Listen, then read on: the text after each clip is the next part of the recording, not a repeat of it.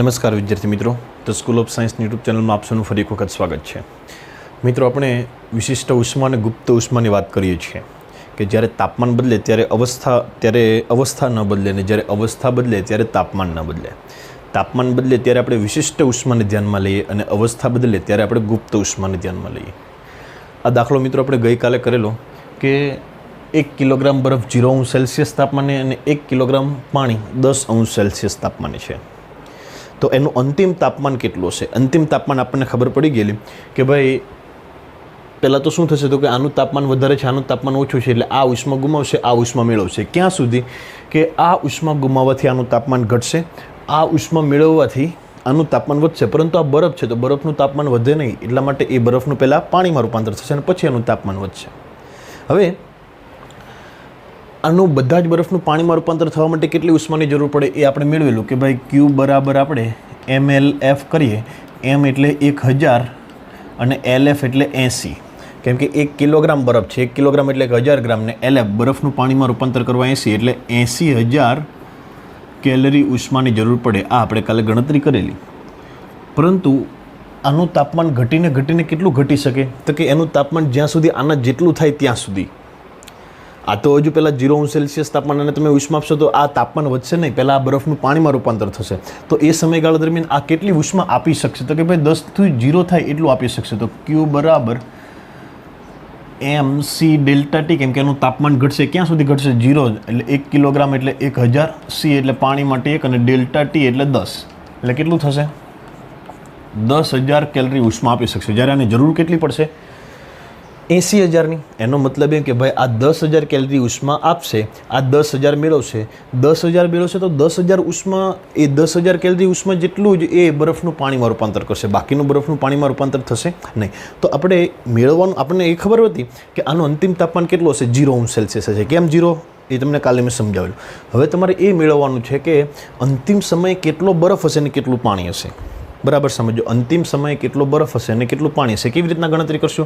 તો કે ભાઈ આ 10,000 કેલરી ઉષ્મા જ આ ગુમાવશે, આ મેળવશે કેટલી? તો કે જેટલી આ ગુમાવશે એટલી. શું કામ? તો કે આ 10,000 ગુમાવશે ત્યારે એનું તાપમાન 0 થઈ જશે, પછી એ ઉષ્મા આપતો બંધ થઈ જશે, કેમ કે બંનેનું તાપમાન એક સમાન થઈ જાય. ભલે આ બરફ રહ્યો, ભલે આ પાણી રહ્યું. તો 10,000 કેલરીથી કેટલા બરફનું પાણી થાય? તો કયું સૂત્ર આવશે? Q બરાબર, આ માત્ર આપણી જાણકારી માટે હતું, Q બરાબર mLF. 10,000 કેલરી ઉષ્મા મળે, LF કેટલું? 80. ચાલો તો 0 0 કેન્સલ. 1000 ભાગ્યા 8 બરાબર M. 1000 ભાગ્યા 8 એટલે 8 એકા 8, 2 વિધા 20, 8 દુ 16, 4 વિધા 40, 8 5 40, 125 ગ્રામ તમને M મળશે. એનો મતલબ એમ કે 10,000 કેલરી ઉષ્માથી માત્ર 125 ગ્રામ બરફનું જ પાણી થશે. બરાબર સમજો. 125 ગ્રામ બરફનું જ પાણી થશે. તો બાકી શું હશે? તો કે ભાઈ 125 ગ્રામ આ પાણી કોનું હશે? તો કે આ બરફનું જે પાણી થયું હશે. બાકીનો બરફ એમના એમ રહેશે. કેમ એમના એમ રહેશે? કેમ કે બાકીના બરફને તમારે જો પીગાળવો હોય તો ટોટલ તો તમારે 80,000 કેલરી જોઈએ, જ્યારે આપણી પાસે છે 10,000 જ કેલરી. તો 10,000 કેલરીથી કેટલું? તો કે 125 ગ્રામ એ બરફનું પાણી થઈ શકશે. વધારે ઉષ્મા આ નહીં આપી શકે? તો કે નહીં આપી શકે, કેમ કે 10,000 ગુમાવશે તો આ 0 થઈ જશે, જ્યારે આ તો ઓલરેડી 0°C તાપમાને થોડોક બરફ અને આટલું પાણી થઈ ગયું છે. તો અંતિમ સમય કેટલો બરફ હશે? બરફ કેટલો હશે? તો કે ભાઈ પહેલાં 1000 ગ્રામ હતો, એમાંથી 125 ગ્રામ પાણી થઈ ગયું, એટલે કેટલો બરફ વધશે? તો કે 1000 માઇનસ 125 એટલે 875 ગ્રામ તમારી પાસે બરફ વધશે. કેટલો બરફ વધશે? 875 ગ્રામ. અને પાણી કેટલું હશે? તો કે ભાઈ આ 1 કિલોગ્રામ પાણીનું 10 થી 0 થઈ ગયું, એ તો પાણીનું પાણી જ રહેવાનું છે, એટલે એ 1000 ગ્રામ તો ખરું જ. 1000 ગ્રામ પાણી તો ખરું જ, વત્તા બીજું કયું? તો કે આ બરફનું કેટલું પાણી થયું? તો કે ભાઈ બરફનું આ 10,000 કેલરી ઉષ્મા મેળવીને 125 ગ્રામ પાણી થયું, તો વત્તા 125 ગ્રામ, તો કેટલું થશે? 1125 ગ્રામ પાણી થશે. ટોટલ કેટલું હતું? 1 કિલોગ્રામ બરફ, 1 કિલોગ્રામ પાણી, એટલે ટોટલ 2 કિલોગ્રામ. અહીંયા થઈ જાય છે તો કે જો 875 ગ્રામ વત્તા 1125 ગ્રામ એટલે કેટલા થશે? 2000 ગ્રામ. 2000 ગ્રામ એટલે 2 કિલોગ્રામ. તો અંતિમ સમય તમારી પાસે 875 ગ્રામ બરફ હશે અને 1125 ગ્રામ પાણી હશે. આઈ થિંક કે આ દાખલો તમને હવે પૂરી રીતે સમજાઈ ગયો હશે. આમાં કંઈ પણ ડિફિકલ્ટી હોય તો તમે મને ગમે ત્યારે ફોન કરીને પૂછી શકો છો. હવે આપણે એક નેક્સ્ટ સ્ટેપ તરફ આગળ વધીએ, એક નવા સ્ટેપ, એક નવું ટૉપિક તરફ આગળ વધીએ એ પહેલાં આ દાખલો તમારી નોટબુકમાં સારી રીતે ઉતારી દેજો. તો હવે જોઈએ એક નવો ટૉપિક.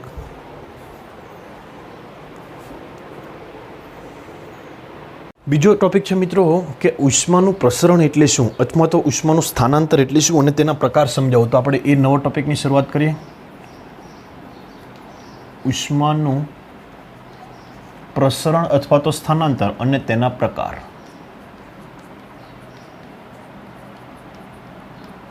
મિત્રો, ઉષ્માનું સ્થાનાંતર ક્યારે થાય? ઉષ્મા ઉર્જા એક પદાર્થમાંથી બીજા પદાર્થમાં ક્યારે જાય?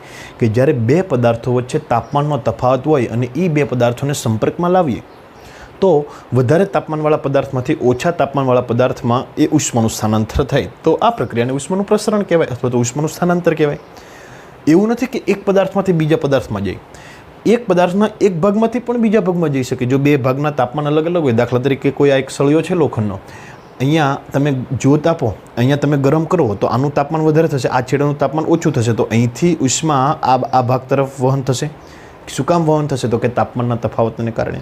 એટલે આપણે લખીએ ઉષ્માનું પ્રસરણ મિત્રો અવસ્થાના ફેરફારને કારણે, તાપમાનના તફાવતને કારણે થાય. હમણાં આગળના દાખલામાં આપણે જોયું કે એનું તાપમાન બંનેનું તાપમાન 0 સેલ્સિયસ થઈ ગયું. ભલે એક બરફ હતું એક પાણી, તો પછી એ ઉષ્માની આપલે નહીં કરે, તાપમાનનો તફાવત હશે ત્યાં સુધી કરશે. તો ઉષ્માનું પ્રસરણ એટલે શું? તો કે તાપમાનના તફાવતના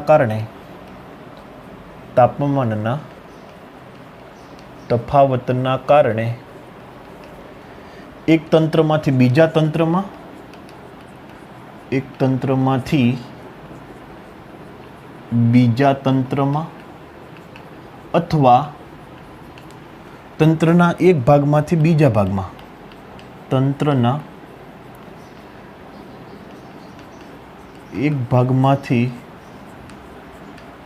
બીજા ભાગમાં ઉષ્મા જાય તેને ઉષ્માનું પ્રસરણ અથવા તો ઉષ્માનું સ્થાનાંતર કહેવાય છે. ક્લેરિટી બરાબર આવે છે કે નહીં ચેક કરી દઈએ. બ્લર થઈ જાય છે થોડું. ઓકે, ચાલો. તાપમાનના તફાવતના કારણે એક તંત્રમાંથી બીજા તંત્રમાં, એનું ઉદાહરણ આપવું હોય તો શું? તો કે ભાઈ તમે એક ગરમ ચાનો કપ લો અને એક બરફ ભરેલું આઈસ્ક્રીમ અથવા તો એક આઈસ્ક્રીમ લો. આ બંનેને તમે સંપર્કમાં લાવશો તો ગરમ ચા છે એનું તાપમાન ઘટશે અને આઈસ્ક્રીમનું તાપમાન કદાચ આઈસ્ક્રીમ ઓગળી પણ જશે. તો આ શું થયું? તો કે એકનું તાપમાન ઓછું હતું, બીજાનું તાપમાન વધારે હતું. આથી વધારે તાપમાનવાળા તંત્રમાંથી ઓછા તાપમાનવાળા તંત્રમાં ઉષ્માનું શું થાય? સ્થાનાંતર થાય. બીજું, એક તંત્રના એક ભાગમાંથી બીજા ભાગમાં, તો હમણાં આપણે ઉદાહરણ આપ્યું કે લોખંડનો સળિયો છે, એને તમે એક ભાગને ગરમ કરો તો બે ભાગ વચ્ચે તાપમાનનો તફાવત ઉત્પન્ન થાય. તો આ તાપમાનના તફાવતને કારણે એ ઉષ્મા એક જગ્યાએથી બીજી જગ્યાએ સ્થાનાંતર થશે, જેને ઉષ્માનું પ્રસરણ અથવા તો ઉષ્માનું સ્થાનાંતર કહેવામાં આવે છે. આ ઉષ્માનું પ્રસરણ કઈ રીતે થાય છે? તો કે મિત્રો એના 3 પ્રકાર છે. ઉષ્મા પ્રસરણના કેટલા પ્રકાર છે? 3 પ્રકાર. એક છે ઉષ્મા વહન. ઉષ્માનું વહન થાય. ઉષ્માનું વહન મોટે ભાગે ઘન પદાર્થમાં થાય અને એ તાપમાનના તફાવતને કારણે જ ઉષ્મા એક પદાર્થમાંથી બીજા પદાર્થમાં જાય, એને ઉષ્માનું વહન કહેવાય. ઘનમાં થાય એવું જરૂરી નથી, પ્રવાહી અને વાયુમાં પણ થાય, પણ મોટે ભાગે ઘનમાં થાય. એટલે ઉષ્માનું વહન ઘનમાં સૌથી વધારે, પ્રવાહી અને વાયુમાં પણ થાય. એવું જરૂરી નથી કે માત્ર ઘનમાં જ થાય. એટલે કે ઘન અને તરલ બંનેમાં થાય. આપણે ઘનનું ઉદાહરણ આપ્યું કે આ છેડાને ગરમ કરો તો ઉષ્મા એ પદાર્થમાંથી, એટલે ટૂંકમાં એ પદાર્થમાંથી એક જગ્યાએથી બીજી જગ્યાએ જશે. બે પદાર્થને તમે સંપર્કમાં લાવો તો પણ ઉષ્મા જશે પ્રવાહીમાં. બે વાયુને તમે ઉષ્મીય સંપર્કમાં લાવો તો પણ વધારે ગરમ વાયુમાંથી ઠંડા વાયુમાં ઉષ્માનું વહન થશે, તાપમાનનો તફાવત હશે તો આ ઉષ્માનું વહન ઘન, પ્રવાહી અને વાયુ બધામાં જ થાય.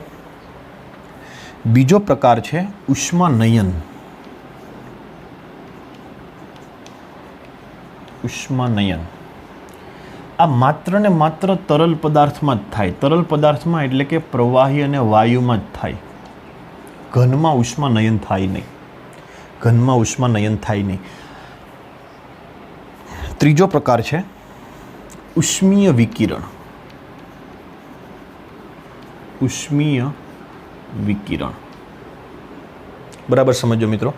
ઉષ્મીય વિકિરણ માટે કોઈ માધ્યમની જરૂર નથી. માધ્યમની જરૂર નથી. માધ્યમ ન હોય તો પણ તમને ઉષ્મીય વિકિરણ દ્વારા તમને ઉષ્મા મળી શકે. આપણે એક ઉદાહરણ લઈએ, એમાં ત્રણેય આવી જશે. દાખલા તરીકે શિયાળાની સવાર છે, લાકડા ગોત્યાવા ઘણા બધા લાકડા છે અને લાકડાનો ભડકો કર્યો છે મોટો. આ જ્યોત છે એવું તમે ધારી લો. સોરી મિત્રો, 1 મિનિટ પ્લીઝ. હવે તમે અહીંયા જો હાથ રાખશો, હાથ કેવો દોરાય તો કે હાથ આવો દોરાય, એક આંગળી, બીજી આંગળી, ત્રીજી આંગળી અને ચોથી આંગળી. જો અહીંયા તમે આમ ઉપર હાથ રાખશો તો તમને જેના દ્વારા તો આપણને ગરમ લાગશે, ઓબ્વિયસલી ગરમ લાગશે. એ જે થાય એ ઉષ્માનયન છે. તાપણા ઉપર તમે હાથ રાખો અને તમને જે ઉષ્મા મળે એ ઉષ્માનયન છે. બીજું, તમે અહીંયા એક લોખંડનો સળિયો રાખો, અહીંયા આને ઉષ્મા મળશે અને એ ઉષ્મા ધીમે ધીમે એક ભાગમાંથી બીજા ભાગમાં જશે. આ ભાગમાં અહીંયા તમે હાથ વડે પકડી રાખો તો પણ તમને ઉષ્મા મળશે. એને શું કહેવાશે? તો કે એને ઉષ્મા વહન કહેવાશે. સળિયા વડે જે તમને ઉષ્મા મળે એ ઉષ્મા વહન કહેવાશે. આ બધું શેના આધારે છે? તો કે મિત્રો આપણે ત્રણેય આપણે ડિટેલમાં ભણવાના છે. ઉષ્મા વહન, ઉષ્માનયન, ઉષ્મીય વિકિરણ, એ ત્રણેય ડિટેલમાં ભણવાના છે. અને ત્રીજું આપણે રાખીએ અહીંયા. અહીંયા તમે ટૂટીયું વાળીને બેસા છો, અહીંયા તાપણું કરે તો તમને વિકિરણ સ્વરૂપે ઉર્જા મળે. અહીંયા માધ્યમ ન હોય તો પણ મળશે. તો એ છે ઉષ્મીય વિકિરણ. ઉષ્મીય વિકિરણ સમજાય છે શું કહેવા માગે છે? હવે આ કેવી રીતે ઉષ્મા વહન, કેવી રીતે ઉષ્માનયન, આ આકૃતિ તમે યાદ રાખજો. જ્યારે આપણે ત્રણેય ટોપિક પૂરા કરી દઈશું, ઉષ્મા વહન, ઉષ્માનયન, ઉષ્મીકરણ, ત્યારે તમને આ ડિટેલમાં સમજાશે કે આ ઉષ્મા પ્રસરણના 3 પ્રકાર શેને આધારે પાડવામાં આવ્યા છે. તો એમાંનો પહેલો પ્રકાર મિત્રો આપણે લેવાનો છે ઉષ્મા વહન. તો શરૂઆત કરીએ ઉષ્મા વહનથી મિત્રો. બોર્ડ સાફ કરી દઈએ પહેલાં. ઉષ્મા વહન.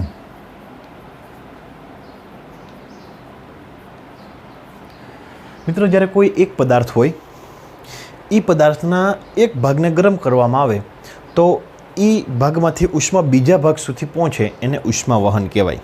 આવી વ્યાખ્યા તો આપી ના શકાય. દાખલા તરીકે ઉદાહરણ સાથે જોઈએ. આ એક લોખંડનો સળિયો છે, આની લંબાઈ છે L મીટર. અહીંયા આપણે ગરમ કરીએ, આ ભાગને ગરમ કરીએ તો આનું તાપમાન થશે T1, આનું તાપમાન એના કરતાં ઓછું હશે T2.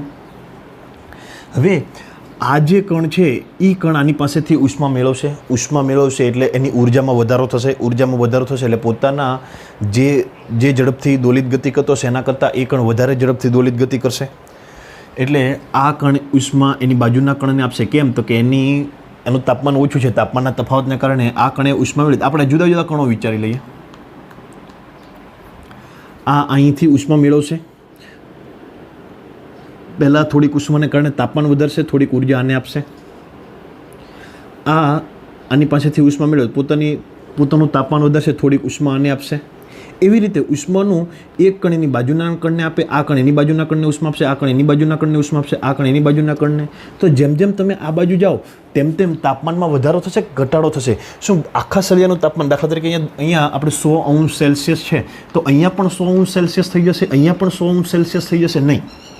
હા, શરૂઆતમાં આખાનું 30 હશે તો અહીંયા 100 હોય તો અહીંયા કદાચ 90 હશે, અહીંયા કદાચ 80 હશે, અહીંયા કદાચ 70 હશે, અહીંયા કદાચ 60°C હશે, અહીંયા કદાચ 50°C હશે. એક ઘટાડો એક સરખો હશે, પરંતુ આખા સળિયાનું તાપમાન 100 નહીં થાય. આ ઉષ્મા વહન છે મિત્રો. સમજણ પડે છે કે અહીંથી ઉષ્મા મેળવશે, એ પોતાનું થોડુંક તાપમાન વધારશે, બાકીની ઉષ્મા એની બાજુવાળાને આપશે. એ કણ પોતાનું તાપમાન વધારશે, થોડીક ઉષ્મા એની બાજુવાળાને આપશે. કેમ કે અહીંથી સતત ઉષ્મા એને મળે છે એટલે આ સતત ઉષ્મા એની બાજુવાળાને આપતો જાય છે. આના માટે મિત્રો એક નવી રાશિ તમારે શીખવી પડશે અને એ છે તાપમાન પ્રચલન. બરાબર સમજો મિત્રો. આ ઉષ્મા વહન પહેલાં એક નવી રાશિ સમજવી પડશે, તાપમાન પ્રચલન. બરાબર સમજી લેજો મિત્રો. તાપમાન પ્રચલન એ શું છે? આવું ને આવું તમારે વિદ્યુત સ્થિતિમાન પ્રચલન પણ આવશે, વેગ પ્રચલન પણ આવશે. તો બધામાં એક સેમ ટુ સેમ મેથડ છે. તાપમાન પ્રચલન એટલે શું? તો કે ભાઈ તમારી પાસે આ એક સળિયો છે, આનું તાપમાન T1 છે, આનું તાપમાન T2 છે. અહીંયા આ સળિયાને આપણે યામ પદ્ધતિ પર મૂક્યો તો આ x બરાબર 0 પર છે, આ x બરાબર L પર છે. તો એનું તાપમાન પ્રચલન કેટલું થાય? તાપમાન પ્રચલન એટલે બીજું કંઈ નહીં પરંતુ તાપમાનનો ફેરફાર, અને એ તાપમાનનો ફેરફાર કેટલા અંતર માટે છે? ડેલ્ટા એક્સ કહી દો, કેટલા અંતર માટે છે એ રાશિને તાપમાન પ્રચલન કહેવામાં આવે છે. અને એને મોટે ભાગે માઇનસ નિશાની એની આગળ રાખવામાં આવે છે. શું કામ? તો કે આ ડેલ્ટા એક્સનું મૂલ્ય L -0 તો L, પણ અહીંયા તાપમાન વધારે છે, અહીંયા તાપમાન ઓછું છે. તમે અહીંયા ગરમ કરો, મોટે ભાગે x બરાબર 0 આગળ ગરમ કરવામાં આવે. અહીંયા તમે ગરમ કરો તો આનું તાપમાન વધારે છે, આનું તાપમાન ઓછું છે. ડેલ્ટા ટી એટલે અંતિમ તાપમાન માઇનસ પ્રારંભિક તાપમાન. તો T2 - T1 કરશો તો માઇનસ આવશે, એ માઇનસ અને આ માઇનસ પ્લસ થઈ જાય. એટલા માટે તાપમાન પ્રચલનની આગળ માઇનસ મૂકવામાં આવે છે. અને આનો એકમ થશે, તાપમાનનો એકમ કેલ્વિન પ્રતિ ડેલ્ટા એક્સ એટલે અંતર, કેલ્વિન પ્રતિ મીટર અથવા તો અંશ સેલ્સિયસ પ્રતિ મીટર. આ બધા તાપમાન પ્રચલનના એકમ છે. એવી રીતે ખબર ના પડે. આપણે એક દાખલો ગણીએ કે ભાઈ આ એક સળિયો છે, આ ભાગનું તાપમાન 100 અંશ સેલ્સિયસ છે, આ ભાગનું તાપમાન, આ છેડાનું તાપમાન 50 અંશ સેલ્સિયસ છે, અને આની લંબાઈ છે 10 મીટર. એની લંબાઈ કેટલી છે? 10 મીટર. તો આનું તાપમાન પ્રચલન કેટલું? તો કે ભાઈ તાપમાન પ્રચલન બરાબર minus delta T by delta X. ચાલો માઇનસના માઇનસ, ડેલ્ટા ટી એટલે T2 - T1, 50 - 100, 50 - 100. ડેલ્ટા એક્સ એટલે અહીંયા 10 મીટર થશે, અહીંયા કેટલા મીટર હશે? 0 મીટર. એટલે 10 - 0, કેમ કે આ લંબાઈ અહીંયા 0 મીટર, 1 મીટર, 2 મીટર, એમ 10 મીટર અહીંયા છે. ચાલો માઇનસના માઇનસ, 50 - 100 એટલે -50, 10 - 0 એટલે 10, માઇનસ માઇનસ પ્લસ 0 0 કેન્સલ, તો 5 અંશ સેલ્સિયસ પ્રતિ મીટર. 5 અંશ સેલ્સિયસ પ્રતિ મીટર એટલે તમે 1 મીટર જશો તો 5 અંશ સેલ્સિયસનો ઘટાડો થશે. 1 મીટર 100, અહીંયા કેટલા 10 મીટર છે, તો 100માંથી 1 મીટર જાઓ એટલે 100નું એ 5નો ઘટાડો થાય એટલે 95 થઈ જાય. પાછું તમે 1 મીટર ચાલો એટલે 90 થઈ જાય, પાછું 1 મીટર ચાલો એટલે એવા 10 મીટર ચાલો તો 50 થઈ જવું જોઈએ. એટલે તાપમાન પ્રચલન. સમજણ પડે છે મિત્રો? સમજણ પડે છે? ઓકે, ચાલો આ તાપમાન પ્રચલન. હજુ એક દાખલો ગણીએ. તમને આવી રીતનો દાખલો પૂછાય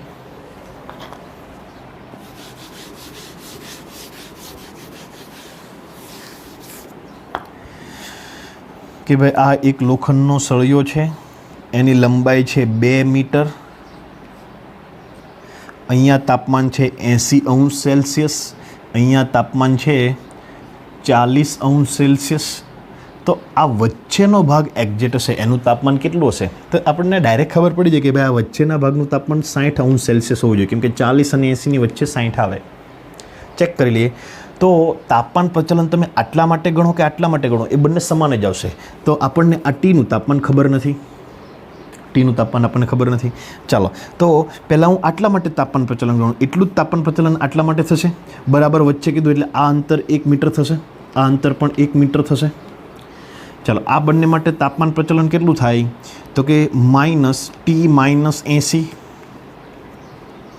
છેદમાં 1 - 0, કેમ કે આટલું 1 મીટર થશે, અહીંયા 0 છે એટલે 1 - 0. એટલું જ તાપમાન પ્રચલન આટલા માટે થશે. અથવા તો આખા માટે ગણી લો, આખા માટે કેટલું થશે?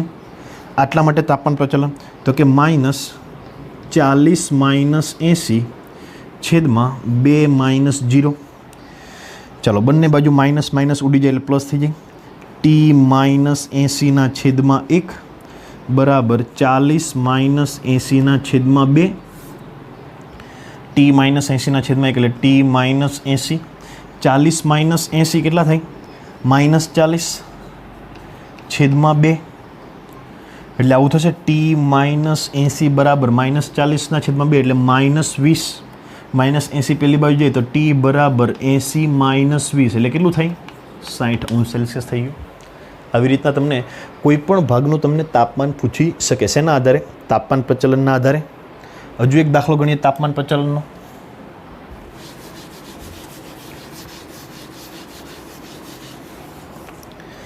દાખલા તરીકે એક સળિયાની આની લંબાઈ છે 50 મીટર. કેટલી છે? 50 મીટર. તમને એમ કે કે એક છેડાનું તાપમાન ખબર નથી, મેળવવાનું છે. પહેલાં છેડાનું તાપમાન મેળવવાનું છે. 1 મીટર અંતરે આવેલો ભાગ 50 મીટર છે, એટલે 1 મીટરને આપણે 20 મીટર રાખીએ. 10, 20, 30, 40 અને 50. 20 મીટર, આ અંતર કેટલું છે? 20 મીટર અંતરે આવેલા ભાગનું તાપમાન છે દાખલા તરીકે 20°C. તો અને છેલ્લા ભાગનું તાપમાન છે 100°C. તો આ ટીનું મૂલ્ય કેટલું હશે? બરાબર સમજો.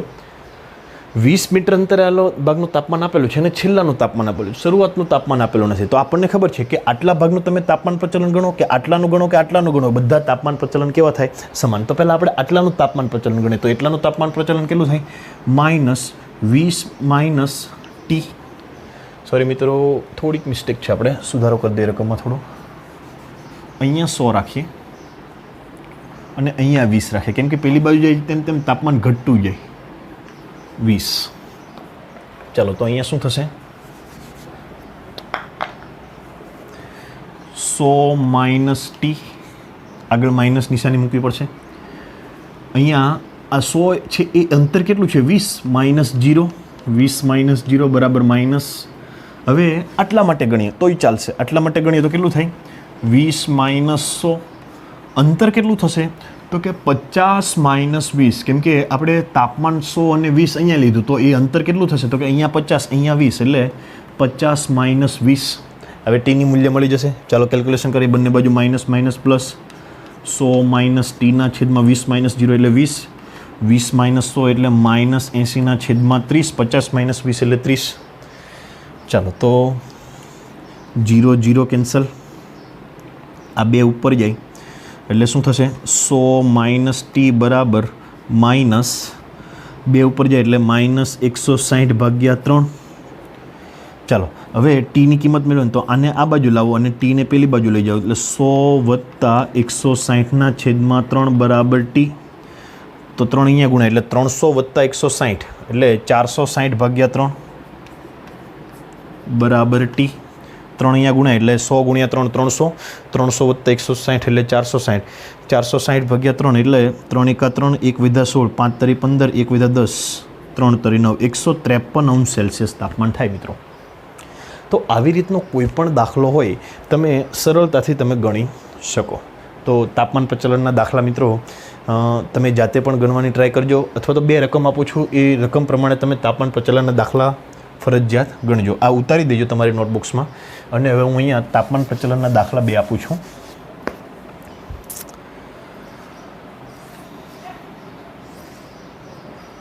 ચલો, આની લંબાઈ છે 20 મીટર. આનું તાપમાન છે 100°C. આનું તાપમાન છે 10°C. તો આનાથી 8 મીટર અંતરે આવેલું તાપમાન કેટલું થશે? બીજો એક દાખલો આપું છું મિત્રો. 8 મીટર અંતરે બીજો એક દાખલો છે. આનું તાપમાન છે 100, બદલીએ આંકડો, 10°C. અને અહીંયા 2 મીટર અંતરે આવેલાનું તાપમાન છે 8°C.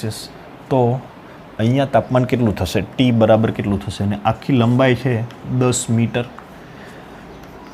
આ બંનેમાં ટીની કિંમત મિત્રો તમારે ફાઇન્ડ કરવાની છે તાપમાન પ્રચલનના સૂત્રનો ઉપયોગ કરીને. તો આજનો વિડીયો લેક્ચર મિત્રો અહીંયા સુધી રાખીએ છીએ. ધન્યવાદ. આ દાખલાઓ માટે ફરજિયાત તમારે મને વોટ્સએપમાં ગણીને મોકલવાના છે. તો આજનો વિડીયો લેક્ચર મિત્રો અહીંયા સુધી